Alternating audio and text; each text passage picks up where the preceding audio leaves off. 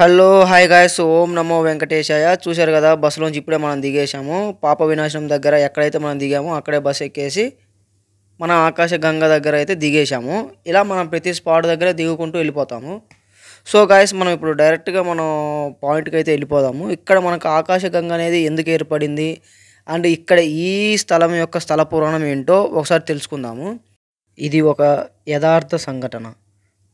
973 AD కాలంలో జరిగిన ఇది ఒక యథార్థ సంఘటన.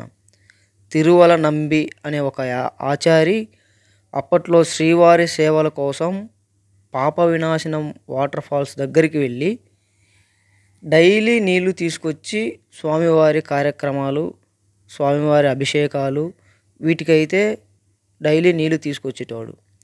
ఒకానొక రోజున ఆ తిరువల నంబి అనే అతను ఆ ఆచారి పాప వినాశనం నుంచి వాటర్ తీసుకొస్తున్న సమయంలో ఏదైతే ఇప్పుడు మనకు ఉందో ఆకాశగంగ ఒక వేటగాడి రూపంలో అతనిని ఇలా అడిగారు, అయ్యా బాగా దాహంగా ఉంది, కొంచెం నీళ్ళు ఇవ్వండి అని.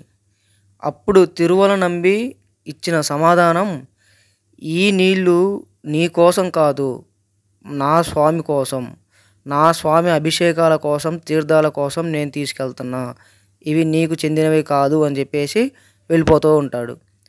అప్పుడు ఈ వేటగాడి రూపంలో ఉన్న స్వామివారు వెంటనే ఆయన వెళ్ళే సమయంలో వెనకాల నుండి బాణంతో ఆ కుండకు బొక్క పెట్టేసి నీళ్లు తాగుతాడు.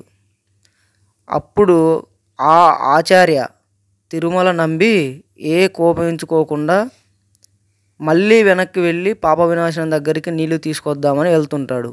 అప్పుడు స్వామివారు ప్రత్యక్షమయ్యి వెనకాల నుండి తాత అని పిలుస్తాడు.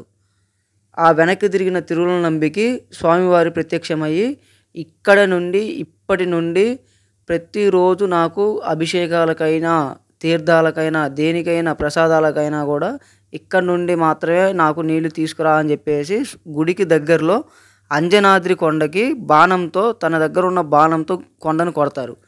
అప్పుడు ఆ కొండలోంచి వచ్చే వాటరే మనం ఇప్పుడు చూస్తున్న ఈ ఆకాశగంగ. ఇక్కడ అంజనాద్రి కొండకు ప్రతిరూపంగా అంజనాదేవి మరియు బాలాంజనేయ స్వామి గుడి కూడా మనం చూడొచ్చు. ఇప్పుడు మనం ఉన్నది అక్కడే.